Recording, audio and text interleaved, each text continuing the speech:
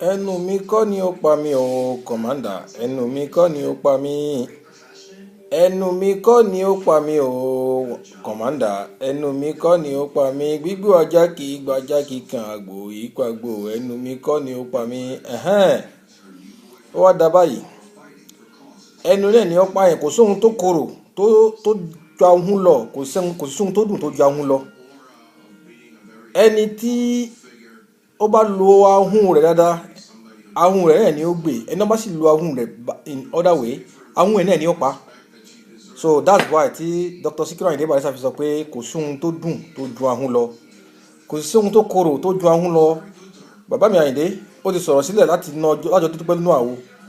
Àwọn ọ̀rọ̀ náà wà ń ṣẹlẹ̀ báyìí lórí Wasiu Ayinde Marshal, ọmọ tí bàbá tọ́ tó dàgbà tán tó wá dàgbà tó wá ní bàbá òun ò là. Ohun tó fa ìlà bàbá yẹn náà òun ní ọmọ tọ́jọ́ bá pé ọjọ́ ẹ̀fẹ́ tó tóun ní ọmọ báyìí because àgbà ti kẹ̀wọ́n náà báyìí. Tí bàbá ṣiṣẹ́ kalẹ̀ ìwọ sì dé ó fẹ́ daṣẹ́ bàbá yẹn nù, ó yẹ kó rọ ẹyan ọlá kó ti ró àti sun kó sì ró àtúbọ̀tán. Ṣùgbọ́n wọ́n ní alábòsí a máa lówó, alábòsí a máa kọ́lé, alábòsí a máa bímọ, ṣùgbọ́n àtúbọ̀tán alábòsí kò ní dá nígbẹ̀yìn ayé rẹ̀. So ọjọ́ lọ sùn kó ronú kó ro àtúbọ̀tán rẹ̀ because nǹkan tó ṣe pàtàkì ni táwọn yẹn bá sọ fún pé kó lọ túbá tó bá ní kó lọ wá foríjì mi sàdéwà lọ wá because nǹkan tó pè rẹ̀ lásìkò yìí nìyẹn. Because bàbá ṣe yẹn kó tó di kó máa léètì jù fún ẹ, àwa ń sọ fún ẹ arrogance àti ìwà burúkú tí ń bẹ lọ́wọ́ rẹ̀ yẹn kó lọ pátì kò dáa, betrayer ni èyí sì yẹn gidi.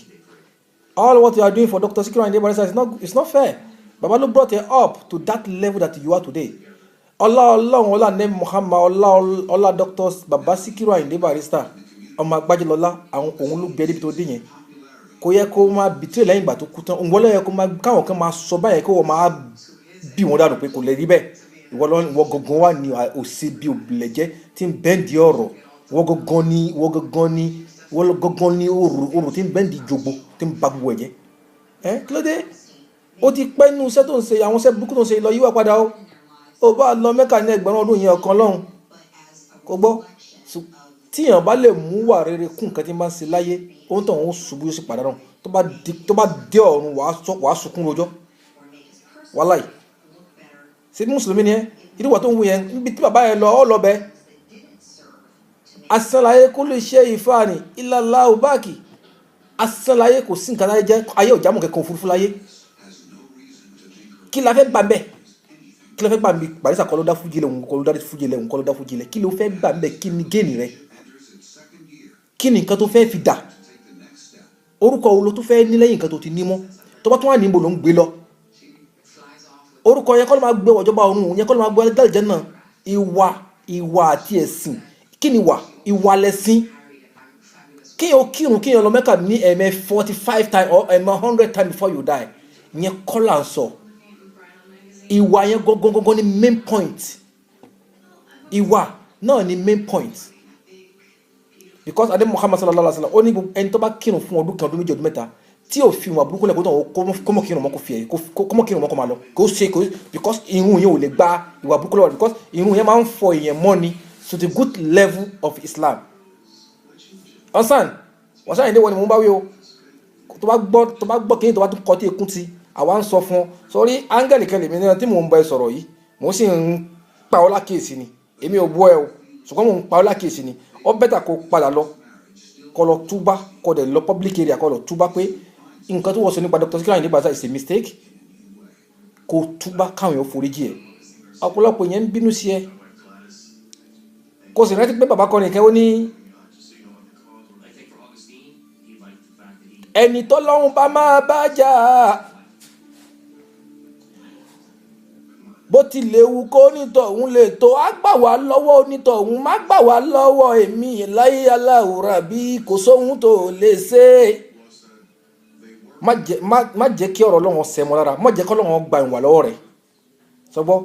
tọ́lọ́run bá fẹ́ ba ọjà ìwà iná kan gbà tètè lọ túbá kọ́lọ́run padà kọ́lọ́run foríjì ẹ̀. That's the only thing. Ìwọ ló sì kánú orin rẹ tó ní odò tó bá gbàgbé orí ìsun bódò wọn bá ti ẹ̀gbẹ́ wọn ò ní seun rẹ lọ́dọ̀ wọn á jẹ́ pé wọn ò ní seun rẹ nulẹ̀ tiẹ̀ ní ẹranko. ọsọ nínú rẹ́kọ̀dì nínú láìfẹ́ yẹn rí odò tó bá gbàgbé orísun gbọ́dọ̀ òun ò ti ẹgbẹ́ wọn ò ní ṣe oore lọ́dọ̀ òun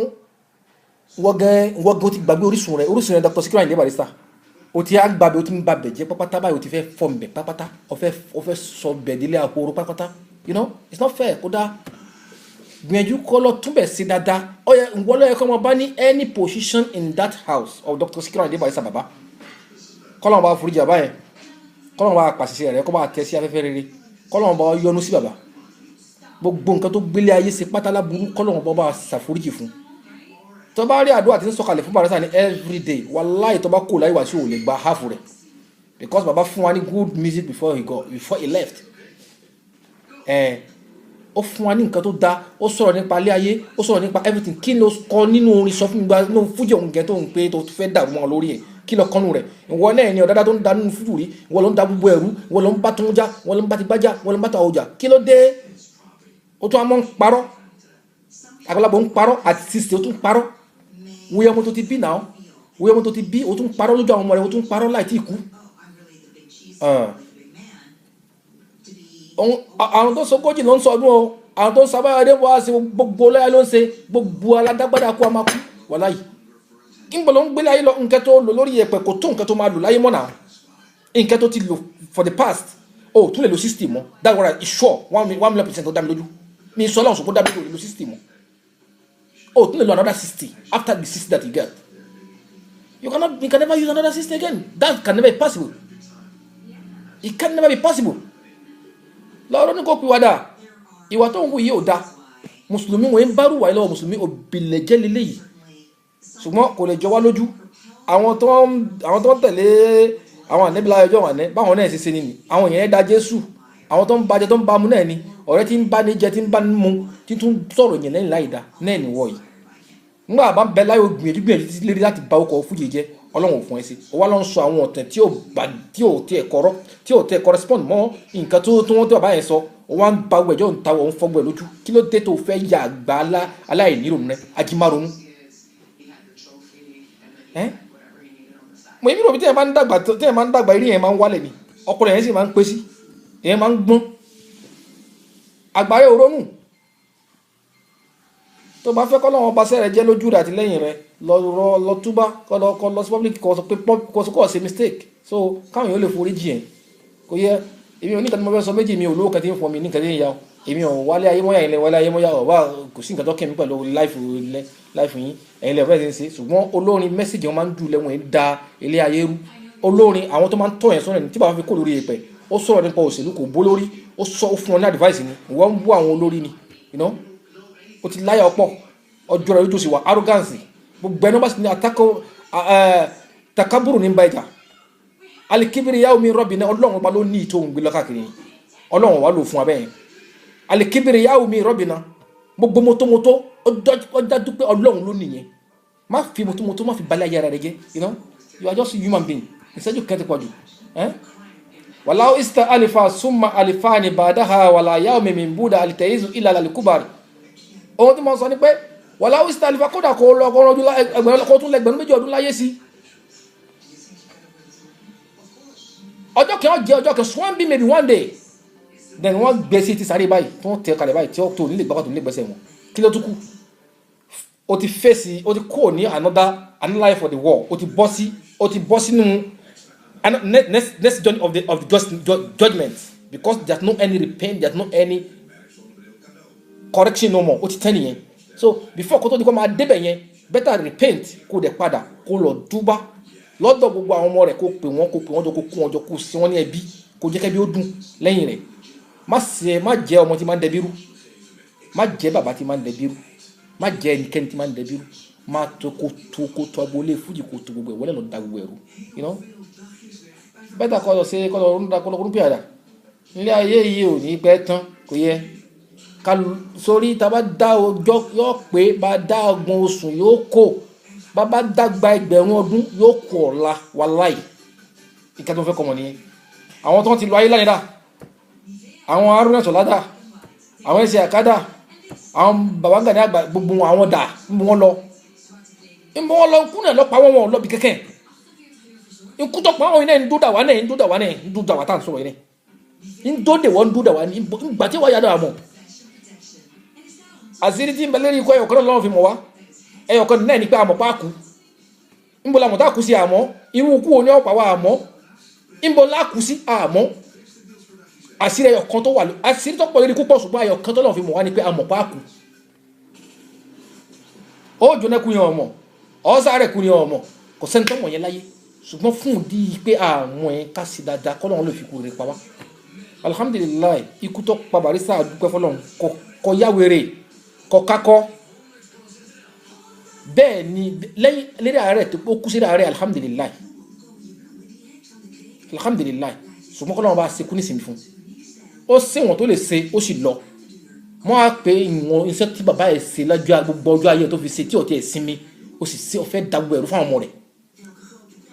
kò dábẹ́ ọwá ní Barrister ṣe ọ wọ́n fẹ́ fi dá ṣe bàbá rẹ̀ rú tí Barrister bá ṣe ọ àgbà gidi máa ń pe ọmọ ní ọba wí tó mọ́ ní bá sẹ́ni àbá wí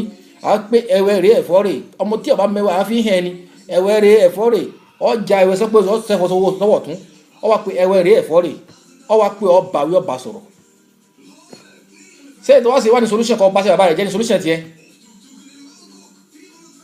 gbogbo ẹ̀ sì ń pẹ́ ó sì ń jagidi bẹ́tà lọ padà kọ́ lọ ronú padà kó ronú kíwàdà kọ́lọ́run lè gbàkóso rẹ̀ èyí tẹ́lẹ̀ mi wọ́n sọ fún wọn nìyẹn gbogbo ẹ̀dá tó bá gbọ́ rẹ́kọ̀dù ẹ̀dá kan bá ń ṣe kúlọ̀ aláwọ̀ fún Dr. Sikiru Ayinde Barrister kọ́lọ́ bá fún un sí kó bá ṣe àfihàn nínú Ramadan tá a wà yìí òní Ramadan di 10 ọlọ́run bá láàánú nínú oṣù yọnu làwà kọ́lọ́run bá yọnu sí Dr. Sikiru Ayinde Barrister bàbá rere àwọn mẹ́sàgì tó fi kalẹ̀ fún wa wà ń gbádùn rẹ̀ wàláhì à ń gbádùn rẹ̀ òun ó fún wa ní lifestyle bá ṣe gbélé ayé pẹ̀lú obìnrin bá ṣe gbéná ayé pẹ̀lú àwọn ọ̀rẹ́ bá ṣe jẹ bá ṣe máa rìn lórí títì bá ṣe máa sọ̀rọ̀ bá ṣe hùwà láwùjọ gbogbo ẹ̀ lọ́kọ́ wa family plan kò sí ìtì ọkọ wa ń bẹ kò sí nǹkan tí ọkọ wa ó tún kọ́ wa wá sí life láàrin àwùjọ kí ni gbogbo ọkùnrin kọ́ wa gbogbo ẹ̀ mẹ́sẹ̀gì ni ó ń ju mẹ́sẹ̀gì sí wa kí ló dé gbogbo ẹ̀dá tó bá ń gbọ́ tape mo sẹ́ndì yìí ẹ dákun mo fi ọlọ́mọ àbí tó bá jẹ́ mùsùlùmí ni ẹ dákun máa ń ka kúlọ̀ aláwọ̀ mẹ́ta fáìn dé kọ́lọ́ máa ń foríjì kúlọ̀ aláwọ̀ ahad Allahu samad lam yalid wa lam yulad wa lam yakul lahu kufuwan ahad bisimilahi kúlọ̀ aláwọ̀ ahad Allahu samad lam yalid wa lam yulad wa lam yakul lahu kufuwan ahad bisimilahi kúlọ̀ aláwọ̀ ahad Allahu samad lam yalid wa lam yulad wa lam yakul lahu kufuwan ahad ẹ pín kárí gbogbo ẹ dábàá ti di kọ́ máa forward to anybody. Thank you very much.